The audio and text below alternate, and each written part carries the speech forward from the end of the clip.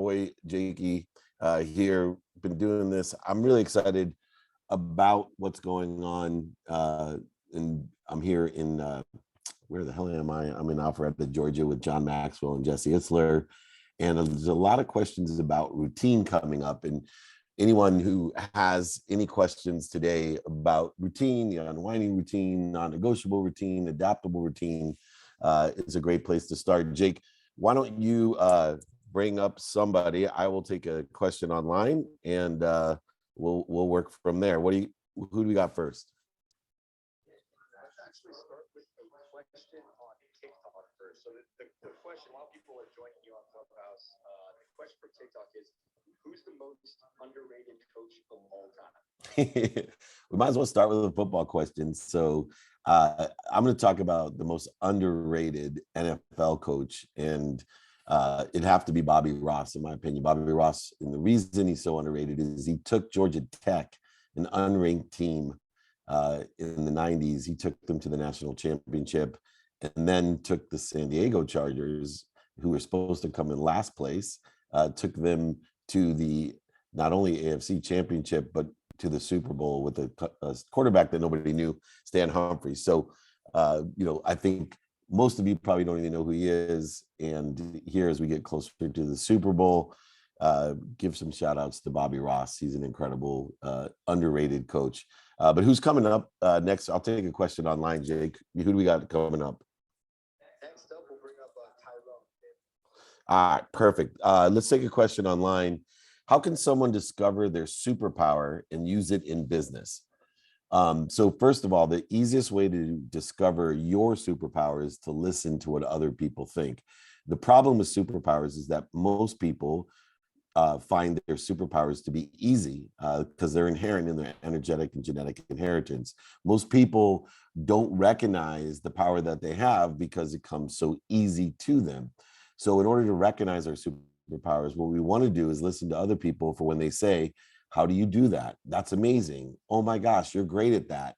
Even though it's easy for you, simple for you, which is a clear indication that you don't interfere with your own potential, then we understand and discover what these superpowers are, and we can lean into them. And then using those superpowers in business is especially tricky. Most people not only aren't aware of what their superpowers are, but they don't place the superpowers in a position of success. See, weaknesses put into a different place become strengths, and strengths sometimes put into the wrong place are weaknesses. And a lot of times in business, when we are put our superpowers in the wrong place, they're deemed as weaknesses. And I'll give you an example with SAP.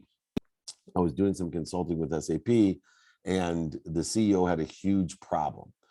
The problem was that they had all this software to test, and AI wasn't effective in testing the software for how human error would occur, how human interaction and user interface would occur. The problem was it really became expensive to have human beings test their software at SAP, because most human beings don't like to do the exact same thing over and over again, and they could only do it for short periods of time. So they had to utilize multiple employees in order to test software to get the best indication of how to develop it with the correct user interface, et cetera. When the CEO of SAP went home, he realized that his son, who had Asperger's, who was on the spectrum, loved doing the exact same thing again and again and again. And so he took what society deemed as a weakness, as socially separate from the acceptable norms of business, and he decided to run a pilot program by hiring people that have Asperger's, that are on the spectrum, that have been tossed aside or devalued for their superpower, for their ability to focus like no one else, and to acquiesce and understand and access information faster than the normal human being. And ended up hiring over these years 40,000 people who make six figures a year, who have taken a superpower and moved it into business. Something that was deemed as a weakness now becomes a superpower, a strength, within the context of putting it into the right place, aligned with, synergistic with, supplementary to a value, a need, within the reasons, impacts, and capabilities that are necessary to create profit. So this happens all the time. So you need to discover our superpowers by being aware or listening to what people say about what we do and observe that. And then two, make sure in business that we're putting our superpowers in a position to succeed or to be a strength. All right, who's up next, Jake? All right, Dan. Yeah, next up we've got Tyrone. Tyrone, if you're here, if you'd like to ask a question, please unmute yourself. Got it. All right, Dan. Let's go with the yes, the one and only Forbes Riley. Forbes, please introduce yourself. Welcome to Talk Clubhouse. Good morning, Mr. Dave Meltzer, the one and only. How are you? I know, right? Isn't it fun when your friends help support you? I just heard your voice and just love you, man. So most people, my dad included, they work to retire. And that whole generation, they would go to work every day, something they hated, couldn't wait to retire. And sadly, most people retired, they died, right? So I look at you and entrepreneurs, you could have retired 15 times because you have all the money. So if that's not the game you play, why do you get out of bed every day? Why do you work so hard? I'm looking at your social media and I see you all over the world. So, I mean, I know my personal answer, but why do you keep doing what you do? That's such a great question. So I don't believe in retiring. I tried it out in my 30s, and my attention and intention went to things that were not productive in my life, that weren't purposeful, passionate, or profitable. And so what I decided was there would be no retirement in my journey, that there would only be repurposing. And repurposing is number one, putting the thoughts about purpose on my purpose, and then determining and allowing my purpose to reveal itself. It's a revelation purpose to me. And I give meaning to that purpose every day through daily practices. But the lenses of purpose are different than the lenses of attaching my emotions to an outcome of retirement, meaning that the lenses that I use for repurposement are one, productivity. So to be purposeful in my activities, I want to provide as much value as I can. I want to appreciate my life the best that I can, and appreciation is adding value. I also, as you know, and you are the same way, apparent by you're the only one stepping up to ask a question first, which is always the hardest question. But you also don't need to have activity you get paid for in your life, but you have such purpose, but you also have accessibility. And I strive with the second lens of my life beyond appreciation and purpose and productivity is accessibility. I want to be accessible to as many people as I can to share my purpose.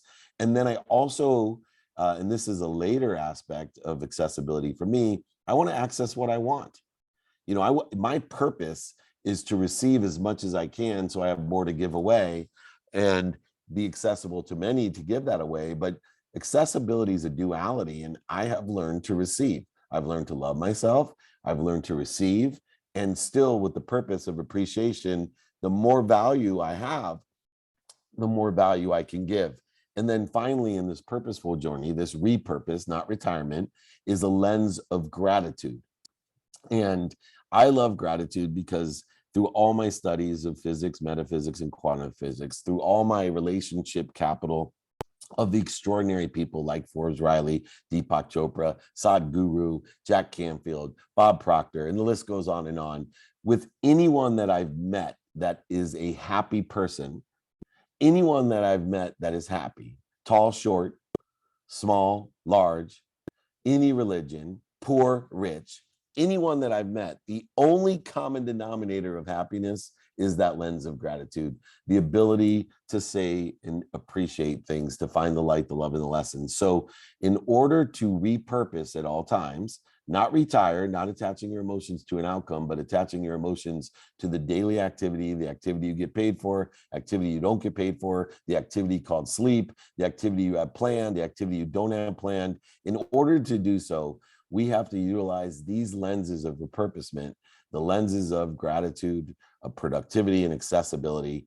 And that's what not only inspires me, but motivates me to get up every day, get back up, get started, and get back started, and not worrying about the passion, profit, and purpose, but actually focusing in on simply the lenses of productivity, accessibility, and gratitude, which provides the passion, purpose. I love to be a profit center, not a profit. And I think too many people, especially we were talking about social media in the last group, there's too many people that are trying to be prophets. Why not try to be a profit center, provide value to others? I'm here in Georgia with John Maxwell, one of my old mentors, an extremely smart man, Jesse Itzler, one of the newer minds on the street, but both talk about this idea of purpose and value. Everybody find your repurpose every day, and you'll never worry about retiring. I hope you never retire, my friend. And thank you so much for helping me and starting us off with such a great question. Well, I will tell you, if you're lucky enough to be in this room, I think, David, you just did something and I'm glad I asked the question, because retirement, I get very upset when people say they've retired. I'm like, what does that mean? And so to now in your later part of a life or whatever, you do it at 30 because you've got enough funds to do it, repurpose your life. My heart, I'm almost in tears just listening to you. Oh. So the prophet that you are, no, it's true. I needed to hear that today, because people always ask me, why do I keep doing what I do? Like, you don't understand. Money is nice, but thank yous are better. Getting people to, it's the most amazing thing in the world. I've asked people to start videotaping the thank yous, because at the end of my life, my kids may get my money, but I'm going to tell you, I'm going to make them listen to the videos about how wonderful their mom was. Oh, I know that feeling, my dear. And thank you so much. Thank you, thank you, thank you. So I hope I just enriched the bag of gratitude that you're carrying around with you for your legacy. And please come back and share anytime. Thank you. Love you. I love you too. All right, I'll take a question online, Jake. Let's see if somebody else is brave enough to ask an important question. It's only as good as the questions that we get. Let me see here. What can someone do to gain respect from their colleagues?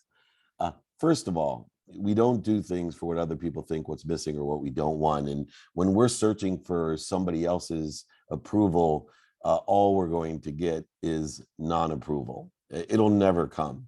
And so what we want to do is gain respect for ourselves, and then allow that frequency, allow that activity to attract those people who are aligned with, synergistic, or supplementary to the activity that they respect. But when we go searching for love, or searching for people to like us, or searching for respect, we end up getting what's missing, what we don't want, or what other people want for us. And so you need to thine own self be true. You need to find your own frequency. You need to love yourself and respect yourself. And in order to do that, number one, you have to be grateful. You have to be able to find the light, the love, and the lessons in every situation, determine whether or not it's worth your time, because the only stagnant constant that we have is we're given 24 hours a day in order to effectuate the activity that we're given during that day. And is it worth our time to find the light, the love, and lessons? And then two, we have to utilize gratitude, because if we're consistent and persistent in the pursuit of our potential, we're expanding, growing, living in the learning zone. They don't call it the learning zone for nothing. That means you're going to make mistakes. You're going to have pain, setbacks, failures, and mistakes that indicate you got a better place to be, a better position to be in. That's going to expand the learning zone into a comfort zone, take away your anxiety zone, make that your new learning zone, and then create a whole new expansive realm that would put you into anxiety. But you only do that through the understanding of gratitude and forgiveness, because if you're going to make mistakes, you got to be able to forgive yourself and others for making mistakes, because they're learning just like you. They're living in the right zone, the learning zone. And then, of course, the third thing we have to look at is accountability. Especially for me, legally educated as a lawyer, I grew up in a world of liability, right? Who do we blame? What shame do we put on them? And how do we justify it?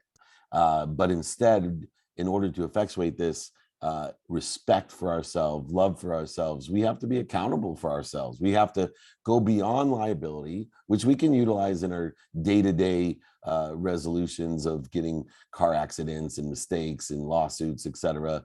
But bigger than liability is accountability.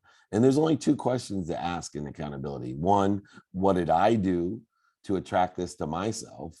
Learning to love and respect myself for it. And most importantly, once again, what did I learn from it? What did I do to attract this to myself? And two, what did I learn from it? And if we can work within the context of loving ourselves respecting ourselves so that we could give love and respect to others and attract those people that love and respect those qualities or frequency that we have, then we can live in inspiration. We can live in spirit. We can live connected to and through each other, knowing that we're connected to and through the omniscient, all-powerful, all-knowing source, knowing that that omniscient, all-powerful, all-knowing source loves us as much as we love ourselves, or even as much as our mom loves us, or we love our own children. So make sure that you gain respect of others, colleagues, associates, family, people, by learning to love you and respect yourself. All right, Jake, do we have another brave soul that's willing to ask a question on Clubhouse? We sure do. And Dave, you just touched on something. Learn to love you. I also wanted to mention Forbes Riley. Please, everyone, take a quick second. Follow Forbes Riley. She is unbelievable. Dave, yes. Next up, we've got Limitless Siga. Siga, welcome to the Clubhouse. Can you please unmute yourself? Good morning, JT Beatty. Hey, how are you, Dave? Always wonderful to be luxuriating in your energy. You know, as one of your mentees, two of the top lessons of the many lessons that I learned from you that you've drummed into us, one is ask and ask for more, and do so in a way that gauges the open-mindedness of those you're asking from, and then proceed accordingly. Talking of, I sent you an email today asking you for your input on a one-pager of an offering that we're doing. But the second lesson is really where I want to ask you a particular question here, because I think it will serve everyone. I am a perfectionist. You have really helped me to balance being able to let go of things at the right things and progress, because you always say progress, not perfection. But how do you make sure that you're balancing quality, not perfection, with letting go so that you can have progress? Thank you, my dear. It's always so lovely to have you around.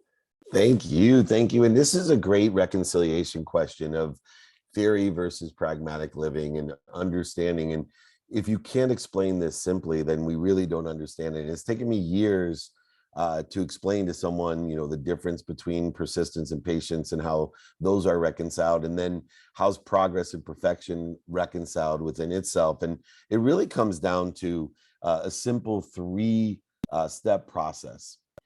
Progress is created by doing your best. And so if we understand the universe is infinite, that there really isn't an achievable perfection, because there's always perfection plus one. There's always perfection plus something better. There's always perfection, one little increment, mini micro management that's better. And so what we have to work within the guise of reconciling our OCD, our perfectionist attitude, is that the perfection becomes our pursuit of perfection. The perfection becomes doing our best. And the efficiencies, effectiveness, and statistical success about doing our best is the first step in understanding the reconciliation between the perfection that we want and the progress that we've made.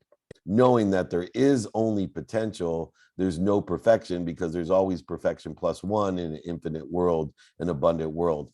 The second thing is to always learn lessons. So our perfection is derived from our imperfection of not knowing everything, that we are just part and parcel of the omniscient, all-powerful, all-knowing, and that we are always protected and promoted by that, by doing our best and learning lessons. Because pain, mistakes, failure, those are all just indicators that we're being protected and promoted, but they're also indicators that we have a lesson to learn in order to progress, in order to appreciate, to add value to where we are, in order to acknowledge where we are, to allow ourselves to lose, give away, to experience some sort of loss is the only way we acquire the knowledge or appreciate what we have. And then with the larger vessel that we've created through doing our best and learning lessons, we ask for more. And so if we do our best and learn lessons, we then have the best part of progress, the best part of pursuing our potential, the best part of trying to be a perfectionist, and that's having fun, being happy. Yes, through gratitude, forgiveness, and accountability. Utilizing happiness is the common denominator of all, no matter how rich, poor, sick, well, tall, skinny, doesn't matter.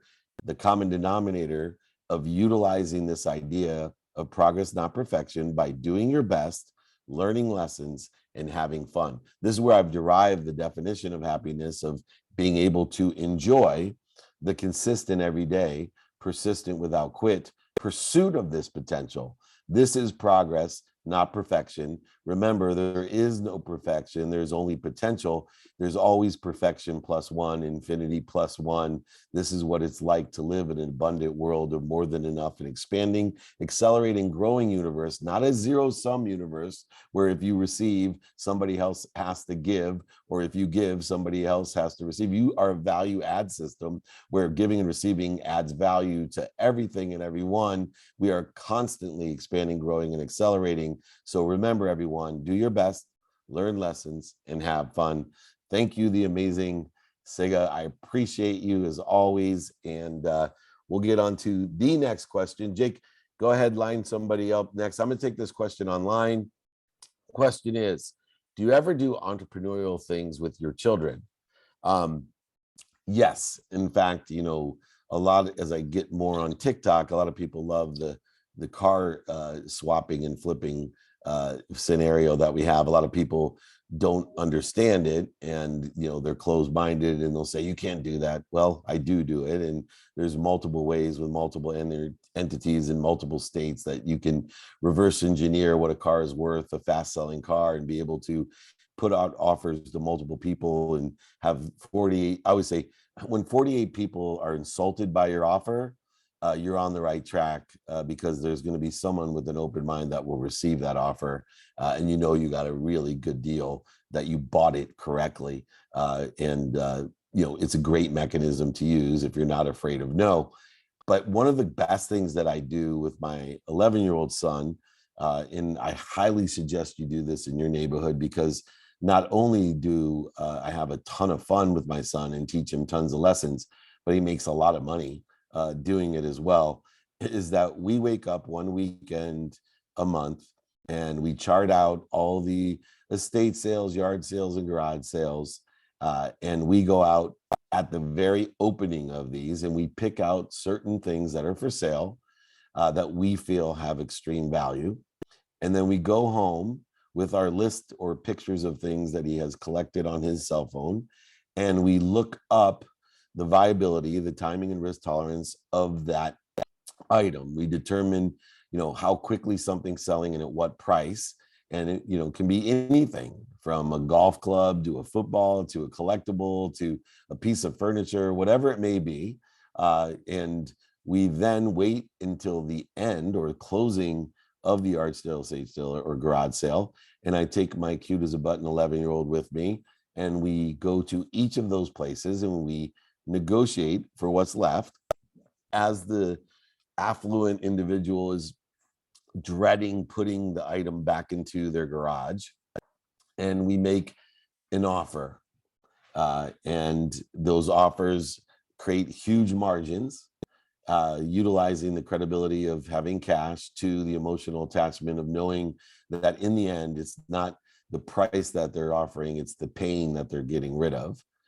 In utilizing that aspect of the emotional attachment, we articulate a quantitative value with an offer, and statistically are very successful at getting items either for free or at very low initial investment, that we know there's already a market maker, and a margin that's available to us.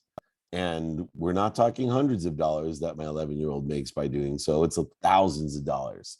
And most importantly, we learn a ton of lessons about abundance and scarcity and negotiation and quantitative values and articulation of quantitative value. And we have a ton of fun. And what a great activity that we share once a month. And I suggest you find something similar that maybe sits in your passion, purpose, and profitability that you can do with your kids in order to teach the lessons and as well have a wonderful time, make a lot of money, help a lot of people, have a lot of fun, do it with your kids, do it with whoever you enjoy spending time with. All right, Jake, who's up next? This is Frank on the bottom. Can I say something really quick? Would love it. What a genius idea, brother. I mean, I am hands down. I couldn't believe what you were just saying, how to teach an 11-year-old.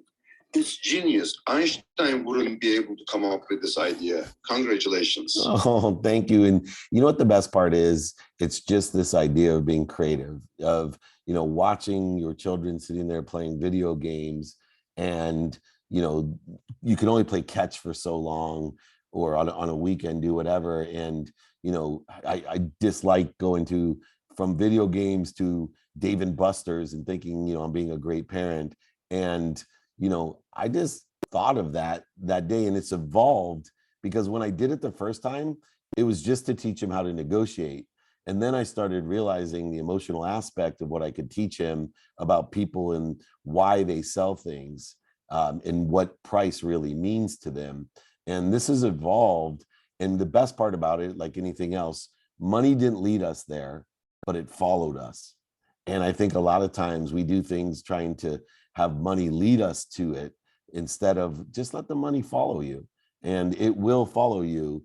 And this is a classic example. And genius is the expression of God, by the way. So whenever someone calls me a genius or says something is genius, I know that I'm clearing the interference between me and the omniscient. So thank you for that compliment.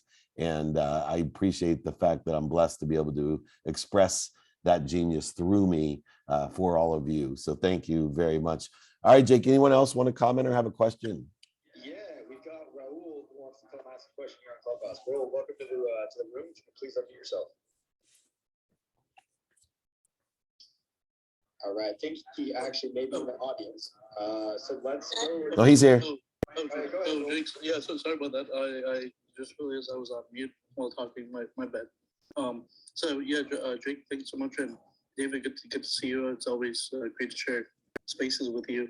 And my question is, from the talk shows you've done with like different guests, I'm actually working on. I have a podcast I do on a radio station called Ruckus Avenue and Dash Radio. So I just was wondering, how you've been able to reach out to so many guests, and you've been how you've been able to get them on your show. So just a little backstory, and what would you say, like, if you were to go back and fix something, like how to improve your questions or how you interact with the guests, or what you're currently doing and what makes the guests come to your show. So that's my question, but I'd love to hear it. Yeah, I think that's a great question. And when I had, like you, I had a radio show, Angels Radio, with a famous Yankee baseball player, an Angel baseball player. And my objective was to get a guest that will enjoy being on the show. So my objective was always to ask questions that no one had ever asked them before, or for them to leave and say, really enjoyed that. Because understanding how people's opinion, but more importantly, their PR works, whether it's internal or external, is that a PR person is always looking for good shows. And a good show may or may not be one that has a huge following. It may or may not be one that's distributed as my show is today on TV, on radio, on, all these different channels, everywhere it is, airports. But my objective was simply to ask questions that nobody had asked, and for them to enjoy their experience, so that they would go back to their company and thank them for being on my show, or to their PR agent and thank them for being on their show. In other words, bring value to the person who set it up, as well as the people that were there.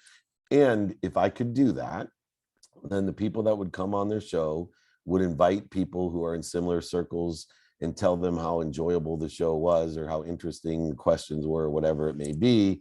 And I built, this platform that has exponentially aggregated itself, listening for what they're listening for, and practicing. I do more interviews than anyone. And I practice still today to be an articulate, as Craig Siegel calls me, alligator. I like to really do my research. I like to ask the questions that no one's asked before.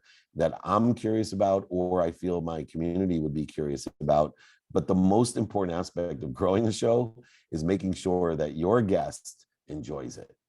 And so if you can have your guest enjoy your show, they will not only thank the people who set it up for them, but also tell their circles or spheres of influence that they need to go on your show.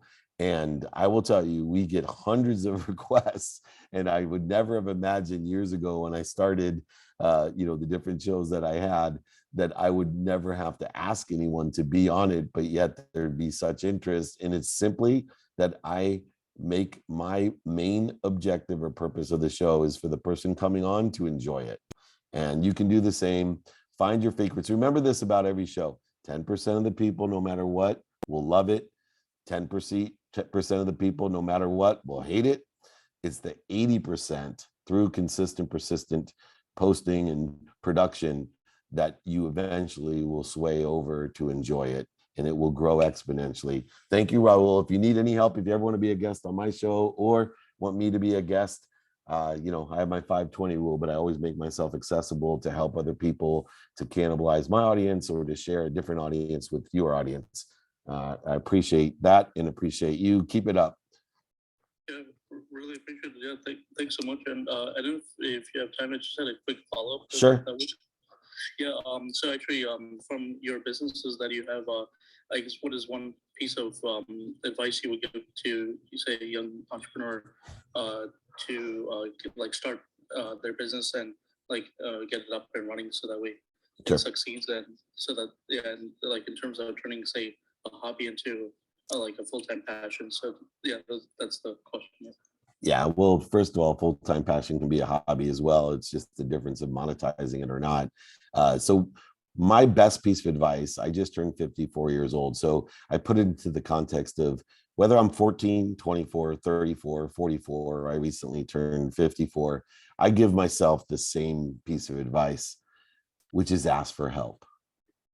It is so important to find someone that sits in the situation that you want to be in and ask them for help.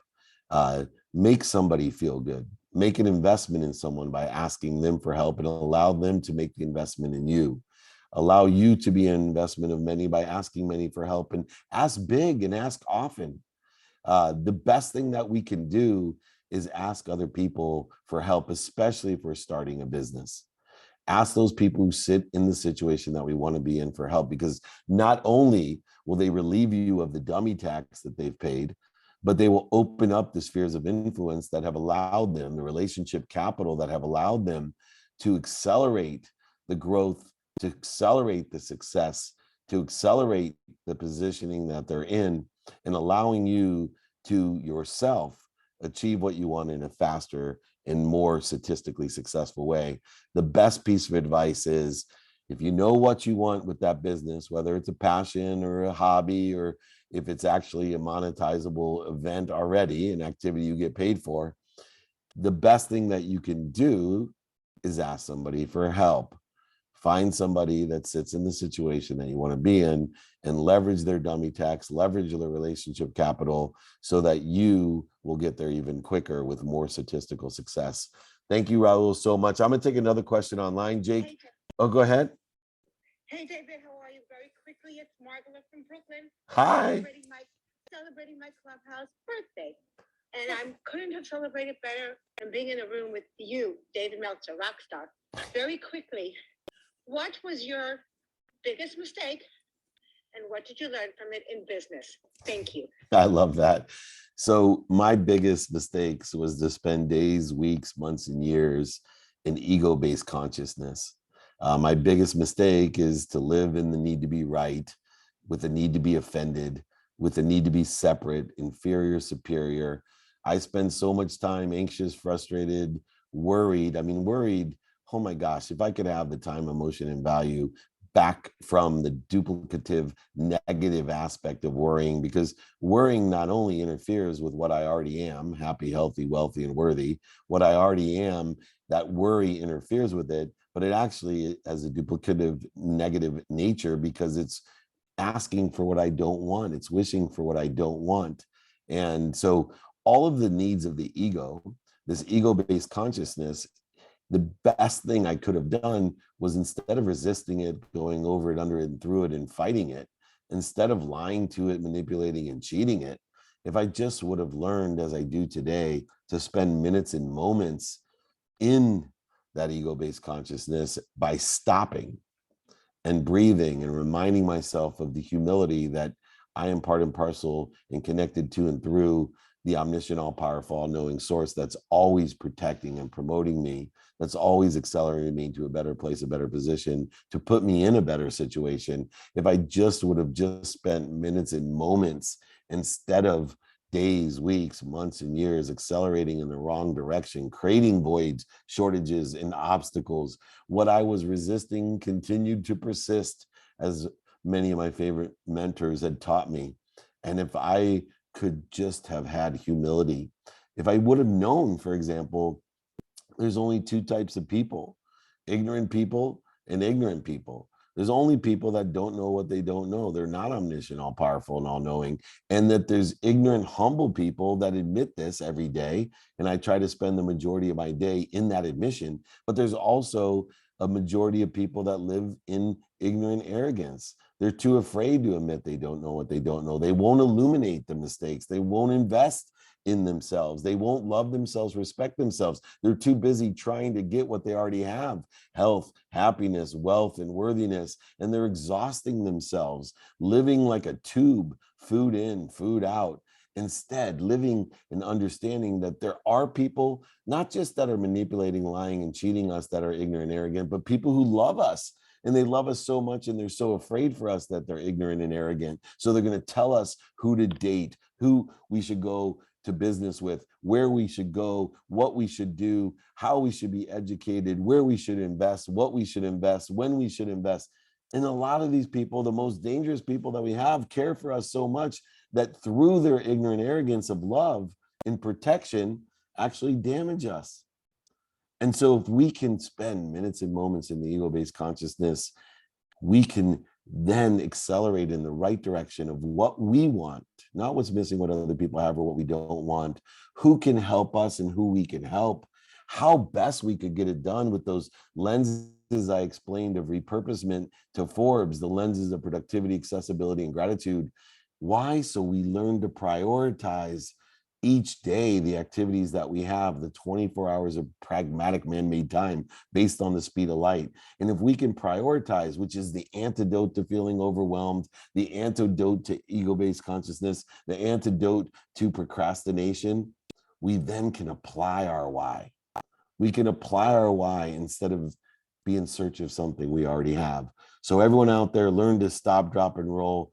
Know these ego-based consciousness, learn to identify it, stop, drop, and roll in the right trajectory. That's the biggest mistake that I made. It cost me over $100 million, almost cost me my life and health, and definitely almost cost me my marriage and my family. And thank goodness I learned almost before it was too late to identify those ego-based consciousness, to live in radical humility, to live in the ignorant humility that I do today, because I don't know what I don't know, but I do my best, learn lessons, and have fun. And that's what I want for all of you as well. Thank you so much for that interjection. Jake, I'm gonna take another question online. Line up another person. We got about 11 minutes left on Clubhouse, a couple extra minutes with our beautiful, it's actually now over 22 years of doing these free trainings. So just having a lot of fun. How do you qualify an open mind? And this is something I'm hammering home to people, that because we have such size, scope, and scale of an audience, of a spectrum of people, you don't have to worry about a perfect avatar to do business with, to sell sell through, or to sell from. You don't have to find the exact demographic in order to expand, grow, and accelerate your audience. All you need to do is go in search of open minds, because open-minded people have open hearts and open hands. And so in order to qualify an open mind, there's two methodologies to utilize. One is open-ended questions. And an open-ended question is something that allows someone to tell you about themselves so you can be more interested than interesting. An open-ended question allows you to ask more questions so you can finally come down to the qualifying question of, would it help you with? Would it help you if I got you a babysitter? Would it help you if I invested in your company? Would it help you if I gave you a ride home? Would it help you if I helped you across the street with the groceries? And then when you're helping an open mind, you then can ask the other question to determine if they are a sponsor or power sponsor of yours. Once you determine if you're a sponsor or power sponsor of theirs, you then can ask the next question, which is, do you know anyone that can help me? And that open-minded, open-hearted, and open-handed person will always at least know somebody that can help you if they can't help you themselves. We waste about 80% of their times on closed-minded people that take 1,000 times the energy to re-engineer and qualify. So the first way to qualify open-minded people is through open-ended questions, leading us to either how we can be a power sponsor or sponsor, or they can be a power sponsor or sponsor, or both. The second way is something that Marshall Thurber taught in a book called Social Deviance. And I call it perturbation, defined by him.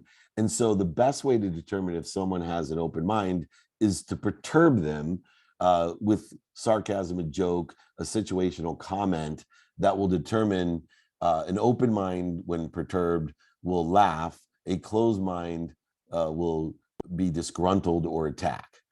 So for example, and I hate to pick on, Dodger fans, but if I see someone with like a Dodger hat, I'll, instead of asking open-ended questions like, hey, what do you like about the Dodgers? I'll ask a perturbating or have a perturbating comment like, did you buy that hat on sale? Right? Obviously there's a tint of sarcasm of asking someone with the Dodger hat if they bought it on sale, because it's insinuating that the Dodgers suck and that they wouldn't be able to get retail for a hat. But it's amazing because when we perturbate a situation, when we perturb somebody that has an open mind, they're going to laugh at you and they're going to want to engage with you. And you can then therefore ask more questions to determine if you or they are power sponsors or sponsors. And a closed-minded person will be disgruntled or attack you, may even have obscenities to say at you, but they're saving you not only a ton of time, because it takes 1,000 times the energy, value, and emotion to re-engineer a closed mind, but they're also protecting you, because guess what? As much as open-minded people have open hearts and open hands, closed-minded people have closed hearts and closed hands, and they surround themselves with like-minded individuals. So not only are you protected from wasting 80% of your time, but all their friends, associates, and community you're protected from as well, because they're going to go tell them what an a-hole you are. And they're not going to want to be around you. So they're protecting you from those closed minds. Instead, I'm building a community like the one we have here on Clubhouse with the Breakfast Champions of open-minded, open-hearted, and open-handed people.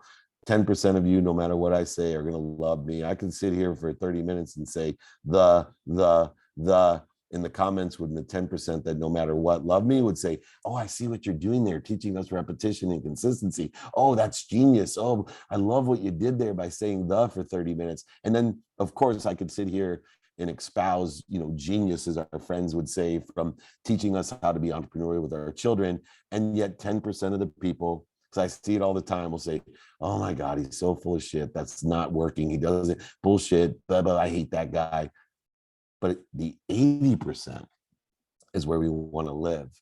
We know the 10% will love us. We know the 10% are hate us. By utilizing perturbation and open-ended questions, we can absorb and align, get synergistic and supplementary of value, of profit center, and of being able to be a power sponsor or a sponsor of each other.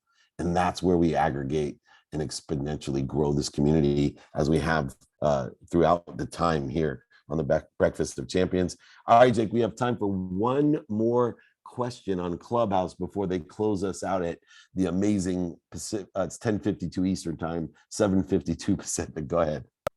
Yes, of course, Dave. And quickly just resetting the room before we got to leave here in about 5 minutes. At the Breakfast with Champions, the BYOQ edition with David Meltzer. Feel free to email David afterwards if you'd like to follow up. It's just david@dmeltzer.com, david@dmeltzer.com. Thank you, everybody, for your incredible questions. And Dave, we've got time for one more question. So Sally Cologne is here. Sally, please feel free to introduce yourself. Yes, she is here. Welcome. Sorry, I was dropping my kids off at school. David, I love your long answers, because I feel like we can all plug out, a portion of it that impacts us in a different way. you were answering Forbes. You said, don't attach your emotions to an outcome. I love that. Can you explain that and why that's important? Oh, what a great question. It's counterintuitive because people are like, what do you mean, Dave? You don't have goals? Which is indicative of another lesson, right? It's not what I say, it's what you hear. And when we're talking about attaching emotions, the energy that you put into emotions, you're feeling to an outcome, what happens is we automatically create resistance and we have an illusory opinion of the future. So an example of this would be, I'll be happy when I graduate college. I'll be happy when I get married. I'll be happy when I have kids. I'll be happy when I make $1 million. I'll be happy when. This is attaching an emotion, happiness, to an outcome. And what happens is we create resistance to that outcome the minute we put our emotions on the outcome, because time, the man-made variable that I talk about so frequently, shortens every second that it doesn't happen. And so because we have less time to be happy and less time till we graduate or less time till we find a wife or less time till this happens, it actually creates a mathematical resistance because we have less and less time. And now we get nervous, anxious, depressed, frustrated that, oh my God, we only have, 1 year and 1 day. Well, 1 year, 1 day and 3 seconds, right? And it goes on and on and on. And so if we can transform that emotion and say, I'm going to be happy pursuing every day the best that I can, my potential of finding the best partner, of learning the most that I can, of getting into the right school at the perfect time, doubling the amount of money that I make. I'm going to enjoy this so much by being consistent and persistent in the pursuit of it, that we can lessen the resistance, mathematically and physically, lessen the resistance by detaching that emotion from the outcome and putting it where it belongs in the pursuit. I'm blessed to have a mentor and a friend named Chris Gardner. He wrote a book called The Pursuit of Happiness. They did a movie about that book called The Pursuit of Happiness with Will Smith. And I jokingly told him he misnamed his book and the movie because there is no pursuit of happiness. Happiness is the pursuit. You're happy when you're pursuing, and it's impossible when you're in a form of gratitude or in pursuit to be unhappy. And so I want everyone to think about detaching their emotions from a quantitative outcome and placing it onto what you want, who you can help, who can help you, how best to get it done, and prioritizing those things to be consistent and persistent in the pursuit of an outcome, and enjoying the consistent, persistent pursuit of that outcome instead of attaching that happiness or enjoyment to when you will get there. Because the minute you say, when I get there, I'll be happy, you start creating resistance because time is running out. The minute you say, I'll be happy when, time is running out. So don't attach those emotions to an outcome. Don't create any more resistance than necessary, and enjoy the consistent, persistent pursuit. Thank you so much, everyone. We're going to be closing out the room in 1 minute. I've been doing this for over 22 years. Please reach out to me if you'd like any 14-day gratitude challenge or any help. David@dmeltzer.com. We appreciate you. We're going to do the 5 steps of selling next week, how to sell anything in 5 simple steps. We'll get a little bit more pragmatic on the sales side. So please join me 7 a.m. Pacific or 10 a.m. Eastern time every single week here on the Breakfast of Champions. Jakey, my side of Bakey, please close out the room. Thank you, everyone. Be kind to your future self and do good deeds. All right, everyone. Online, we're going to take a few more questions here. So please hang on. We got about 8 more minutes online, and I don't want to waste that. So we're going to give a few more questions about it. Somebody asked here, you've been talking about the concept that thoughts come first. Can you elaborate on that idea that thoughts come first? Yeah, so thoughts are the cause. What you perceive is the effect. So when we realize that the thoughts that we have come first, we give meaning to everything we see. We start to control our thoughts in a better way. We start to realize that the power of the mind, separate from the brain, the power of the mind will create what we want. Once you take time out as a variable, that we know that our thought will come at the right place at the perfect time in a better way than we can even think. And so it's so important to understand and control that only the thoughts, but the way we feel about those thoughts and giving meaning to everything that we see. So thoughts come first. Most people think they see a chair and the chair came first. No, the thoughts about the chair came first, or else you wouldn't even recognize a chair. You have some historical context, energetic or genetic historical context, or an understanding from past experiences that determine what your thoughts, and those thoughts then define the chair. That's why we all see things differently. It's why we all give more and different meaning to everything that we see. And so understanding that is so essential. Next question. What do all great coaches / mentors have in common? Well, I always like to, separate that idea of coaches, mentors, and teachers. They all have in common that they want to help. That's what they have in common. But the differentiator is how they help each other.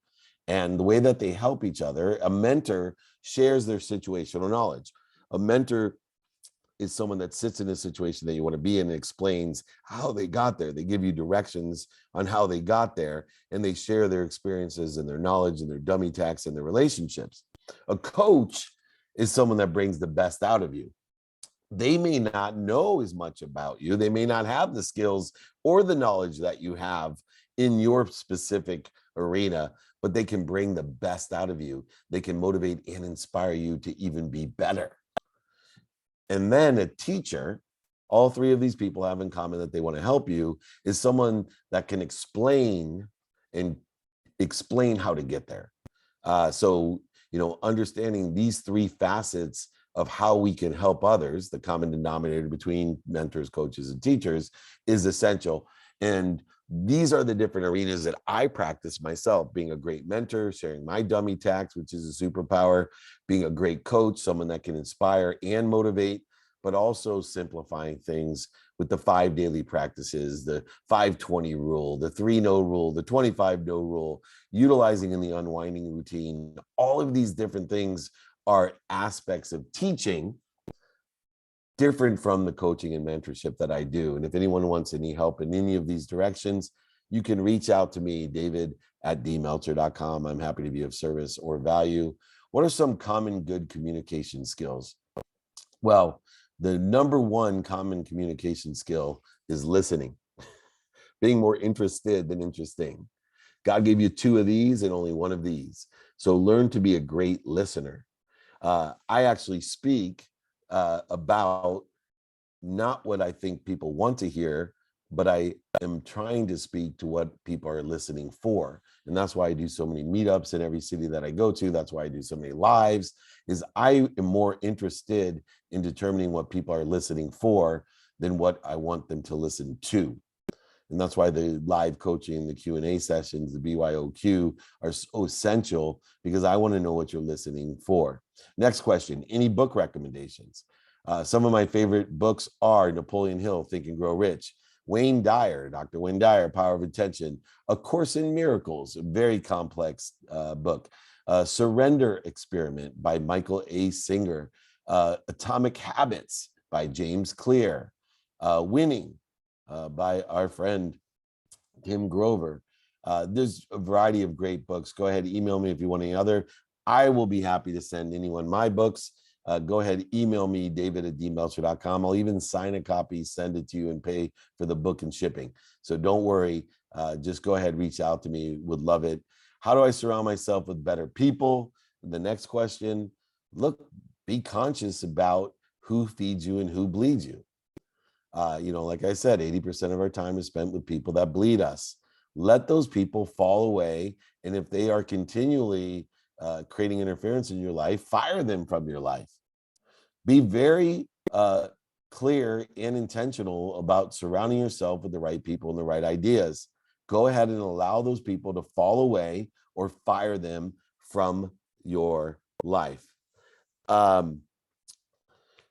Next question. What is number one tip you would give a young entrepreneur? Oh, I already did that one. Sorry. Marcus has one. He's been selling used cars for 4 years and having trouble getting over the hump to the next level. Could you please give me some advice on what to do? Yes. If you're having trouble getting over the hump, then lean into what you're doing and ask for help from someone that's doing it better. So if you are at a certain level, go and see someone that may be more efficient, effective, or statistically successful in what they're doing and ask them for help. Say, how the heck are you selling twice as many cars that I'm selling? Where are you buying from? How are you selling them? How are you marketing them?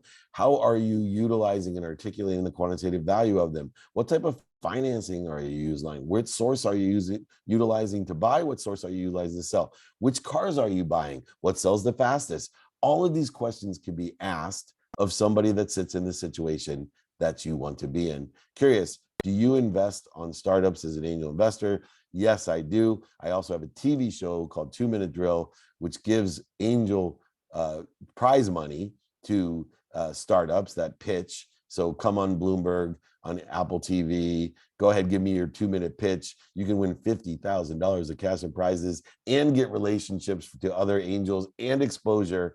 If you come on the show, try out, email me, david@dmeltzer.com. If you only had $500 to work with, what would you do with it?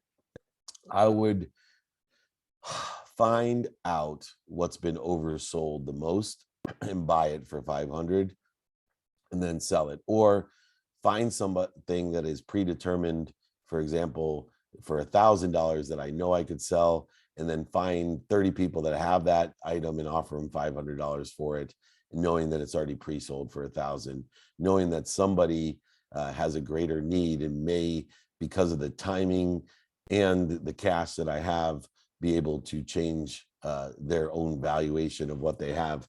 All right, everyone, we did it. BYOQ, you bring the questions, I'll bring the answers. Please remember, next week's training is on sales, 5 steps to sell anything. If you want to join the 14-day gratitude challenge and change your life, reach out to me, david@dmeltzer.com. Reach out to me if you need anything. It's all pinned below, david@dmeltzer.com. But please remember, be kind to your future self and do good deeds. Thank you, everyone. Take care. Thank you, thank you, thank you.